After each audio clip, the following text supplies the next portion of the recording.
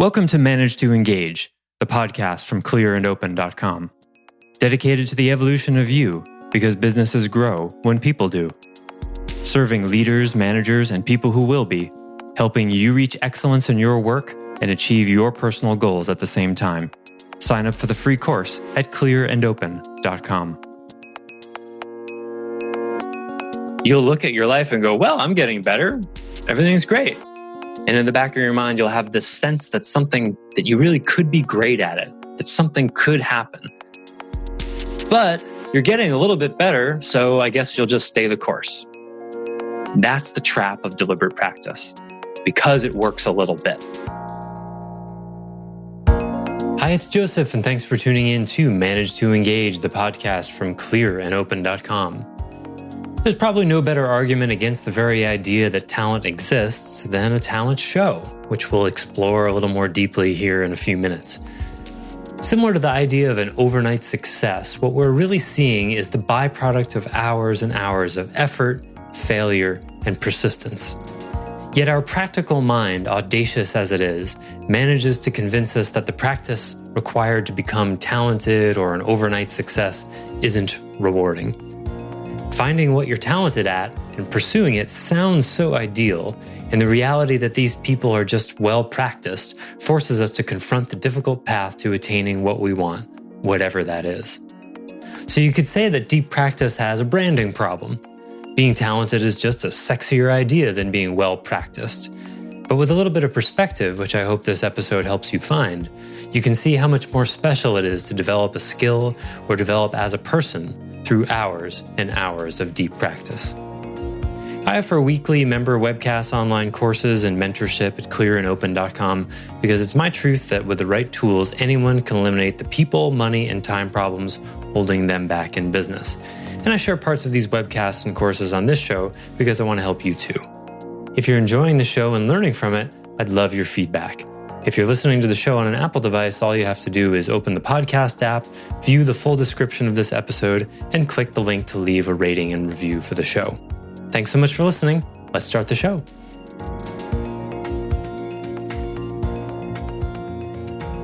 We were at an event last night where that totally comes into mind. We're at this event called Spokane's Got Talent. It was for high school seniors for the whole region. So basically, if you took the top two people from your high school talent show and put them all together for a city, that's what it was. And it was fascinating because we had this balance of kids that just thought they were awesome and they were, had some skill. But the people that won, you could absolutely tell, you could just see through every pore the hours, weeks, months, years of practice. And the high school student that won, she was my favorite also. And she was so good. It was a genre that I mostly detest. She did a performance from a musical, and it was like a really cheesy, she was talking, singing, acting, not necessarily my jam. Yeah. It was amazing.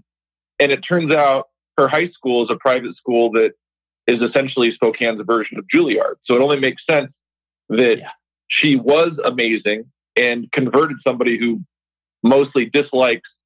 And they're also rock, there were guitars, there were singers, there were rock bands, all the stuff that I would like. She blew them away. Mm-hmm. And you could just see the years and years of detailed practice come through. Yeah, thank you for that. That helps me segue into the next thing, because that's exactly what I want to talk about. I mean, I think I haven't read the talent code, but I think a big piece of it, and I've read in other articles and watched videos about this, the first thing to get is that talent is in many ways a myth. We look at amazing, talented people, and it probably would be more accurate to say they're well practiced rather than talented. Although that's not nearly as sexy, right? Oh, talent is special. Like they were born that way, right? Oh, they're very talented. I'm talented at this. Yes, it makes me special. It's not nearly as special as, well, I spent, 10,000 hours working on this, right? Which in another way is quite special as well, because then you would go, wow, what does it take to do that? But, when we look in movies, for example, I'm always making fun of the Rocky montages, right? Or the training montages in any sports film or whatever, right? Well, we see is people working hard and really committed and always really inspired. We don't see, Rocky learning how to punch. And I've studied boxing, and I'll tell you how to learn. When you learn to punch, you spend a good couple hundred hours learning how to take a step without moving your hand. That's what you do. You learn how to shift your weight. That's how you learn how to punch. The punch comes a long way down the road, but you don't see that in the movie. You don't see the movie where Rocky's like taking a step and there, this movement. You can't really see it, but I'm not moving my arms. I'm just shuffling forward and pushing through my foot, watching my posture. You do that for about 100 hours to learn how to punch. That's like the first step. It's really boring. It's really boring. I studied martial arts for 12 years. I can tell you the fundamentals are not interesting. And when you find a mistake, that's what you go back to. This technique isn't working. This punch isn't so strong. How am I moving my feet? How are my hips turned? What's happening here? We don't see this in movies because it's completely non-entertaining. It's boring unless you can find a fascination in it, right? It's the cue thing we were talking about. That's it. It's not fun.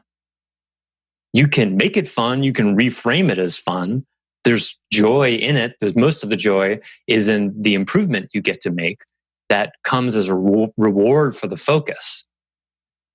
But our conditioning is, when we see, the Karate Kid, the original Karate Kid, and I think the subsequent ones in some ways were not bad examples, right? The waxing the car thing, that's actually not bad.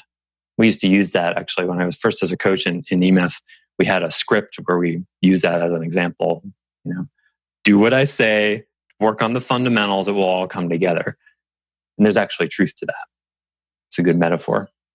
And the exasperation of Ralph Macchio's character in that movie where he's like, you haven't taught me anything. I haven't learned anything. And then Mr. Miyagi starts throwing a punch and says, show me sand floor, show me wax on, wax off, right? And suddenly you realize he has been learning. It doesn't quite work that way, but it's similar. But in martial arts, you spend the first, it depends on the art. In Aikido, you are not a competent fighter for 3 or 4 years. And you may be training 2 hours a day, 3-4 days a week. You're not a competent fighter for 3 or 4 years. Something like jiu-jitsu, you can be a more competent fighter in about a year and a half, just because it's a different art. But mostly in the beginning, you're realizing just how completely uncoordinated you are. You're realizing how bad it is. So you don't even know how to take a good step. You don't even know how to have decent balance. And so you're looking at like, okay, you take a step over there. Let's see how you're all off balance. Well, you're not going to be able to throw a very good punch if you're all off balance after you take a step, if you're a little bit scared. So that's what you're going to work on for the next, 3 months, taking a really good grounded step. And that's one of the reasons why attrition is so high in martial arts, because people go, the first 3 months, they're like, well, I had this vision of being this badass, and I don't see that happening anytime soon. Same with guitar lessons or any music lessons, right? We want to be able to play. We want to be able to rock. We want to be able to dance. We want to be able to do whatever it is the thing, right? And then they say, all right, well, spend, the next hour working on this cue here.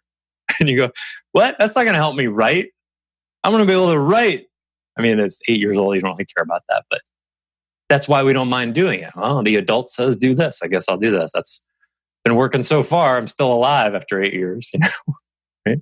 So kids just do it. But as adults, we become shrewd and discerning and practical. And we go, I want to be able to be a great martial artist, or I want to be a great manager, or I want to be a great whatever. And then the expert who you've hired to help you do that says, okay, do this really small, uncomfortable thing that you can't connect to the goal you have. And the practical mind goes, all right, I'll try that a little bit, and then I'll see if it gets me where I want to go. And the teacher goes, well, all right, I guess you can start like that. Hopefully you'll get more inspired to really do some deep practice. And then the student of whatever it is, management, music, martial arts, or any other thing that starts with M, they do it. And then after, 10 weeks or 3 months or 6 months, they look at their results and they go, well, nothing's really changing. I guess it doesn't work. No, you don't work. You're not working. You're just playing around, which is fine in the beginning, but you didn't learn to write that way. You didn't learn to read that way. You didn't learn to walk that way. What makes you think you can master any skill just by sort of giving it your vague attention here and there? I wish it were the case. I know you're busy. I know you've got limited focus minutes in a day. I know it's hard, but this is just how it is. You don't learn stuff just playing around. So let me give you an example. I'm doing this because I brought my guitar over here, and I'm always shy playing guitar in these things when I use it as examples. So I'm going to do this precisely because I'm a little uncomfortable doing it. So you can see this. So here's a major scale. See, I'm already doing it worse than usual because people are watching. Okay, so that's a major scale. I happen to know it pretty well. I know it better than that. Okay, so you can watch television and do this.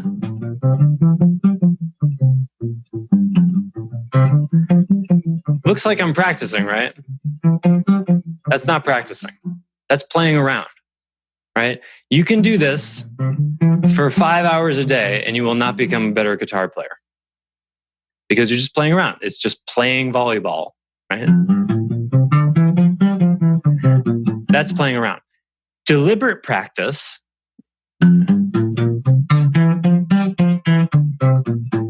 would be, for one, playing with a metronome, right? To actually test my tempo against an objective tempo.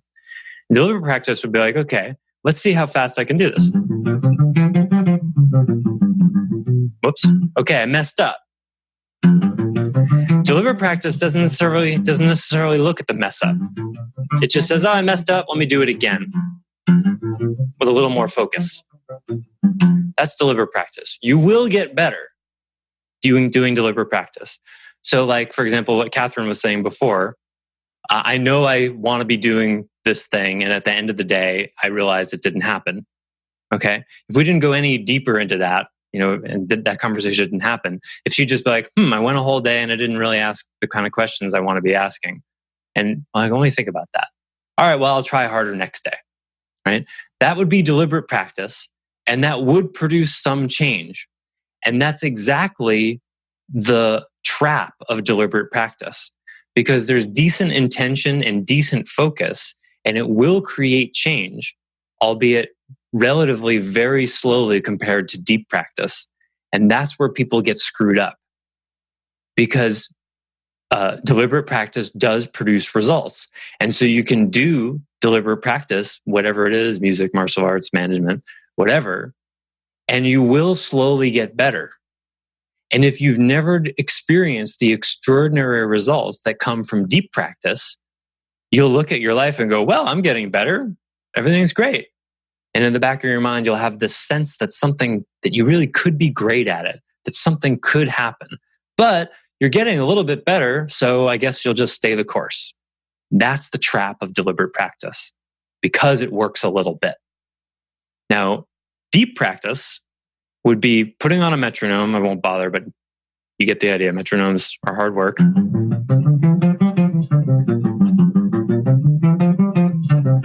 I'm going to speed up.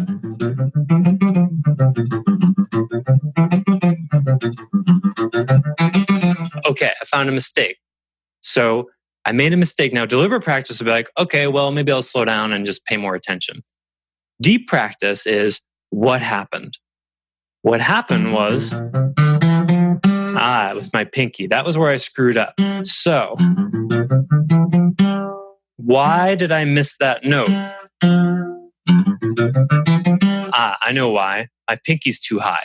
Really common guitar thing. Keeping your pinky down is a really difficult thing. It likes to go way off the fretboard. The higher it is, the more effort and time it takes to get it where it's supposed to go. So, now I'm going to slow down and just work. Actually, it's going really high there too. Yeah, it's going really high through the whole scale. I didn't even notice that before. See, I didn't notice that before. I had no idea my pinky was going that high until I pushed the speed to make a mistake happen. And now I'm doing what's called mining the mistake. Oh boy, a mistake. Cool, let me look at that. Now, this is the exact opposite of what most people do. Insert the entire course called Accountability, Metrics, Money, and Shame. Right? I did that about a year ago. It exists, recorded. You can do the course if you want. Shame causes us to turn away from the mistakes. Shame causes an unconscious thing to go, oh man, I suck. I'll never be good at guitar. My pinky is completely out of control. Woe is me. I think I'll go watch television. Or just continue to do it and not deal with the mistake, right? Instead, you go, oh, how interesting. Okay, so let's get my pinky down here. Oh, look how high it went there. Really likes to go high at the end there. Goes even higher there. Oh, there, I kept it low there. Okay, so now I'm starting to feel kind of nauseated, and my mind's starting to feel a little tired. My hand is tight, so I'm going to relax my shoulder, take a breath. My pinky really doesn't want to do this.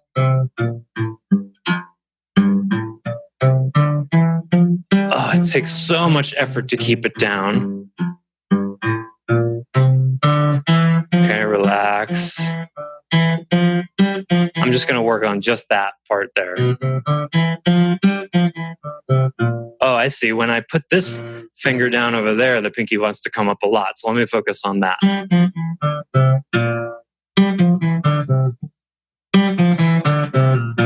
Are you starting to get a sense of how not fun this is?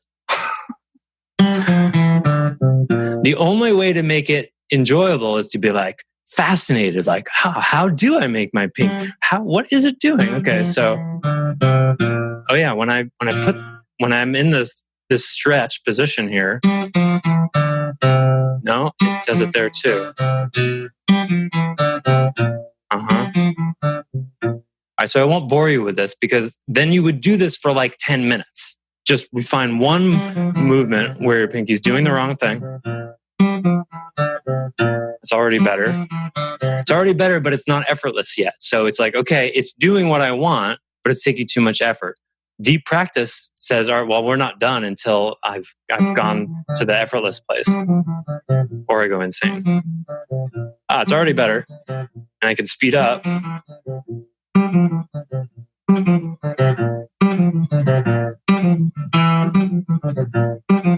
Look, some speed coming through now, staying about the same height as the other ones. Not bad. All right. So that's a decent change. I would do it longer than that. But when you practice this way, when you lean into the mistake, you mind the mistake, you get really curious about it and fascinated about it, which is not possible if you're beating yourself up. It is not possible if you're beating yourself up about it. You have to be able to find a curious, open desire to really investigate it. Well, it's the same thing with your own psyche.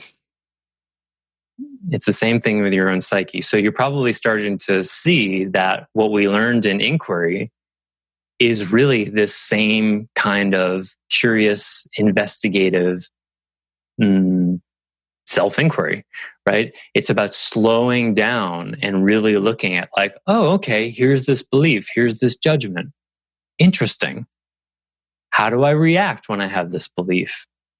How do I react when I believe this thought? What actually happens there?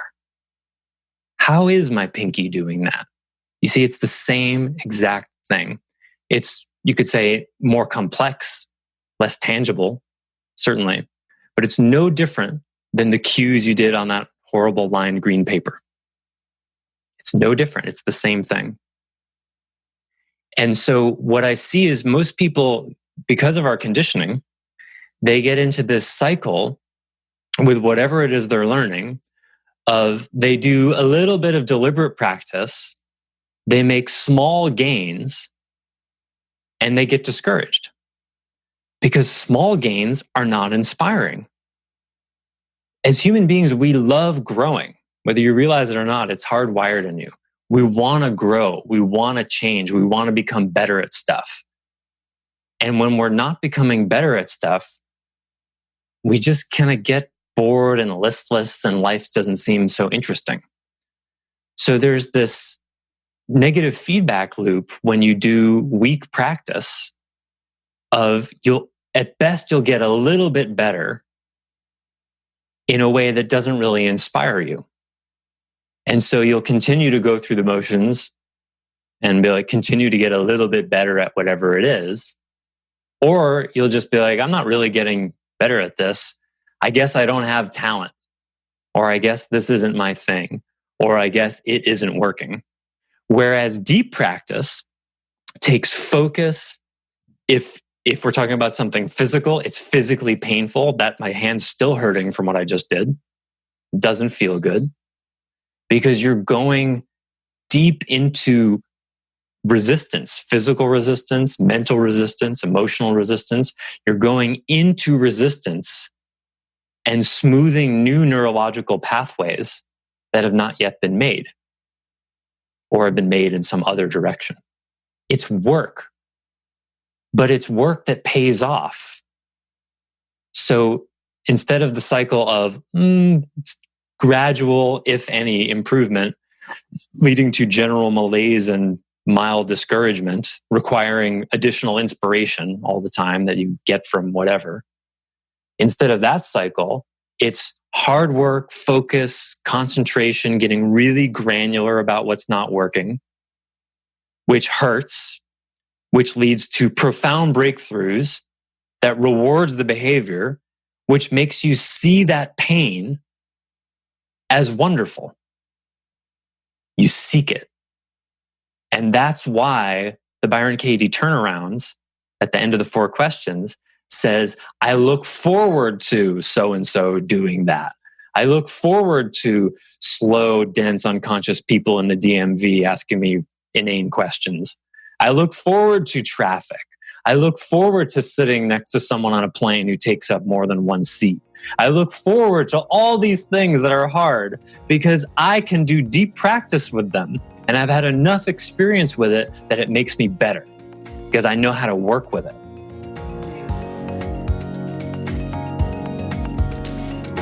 Thanks for listening to Manage to Engage, the Clear and Open podcast. Join us next week when you'll be a little bit closer to who you're destined to be.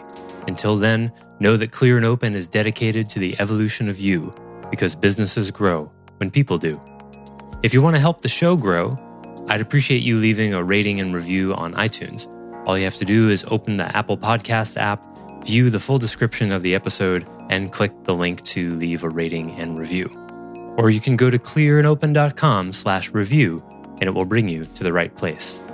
If you're looking for more support on your journey, head over to clearandopen.com for even more tools, articles, and free resources.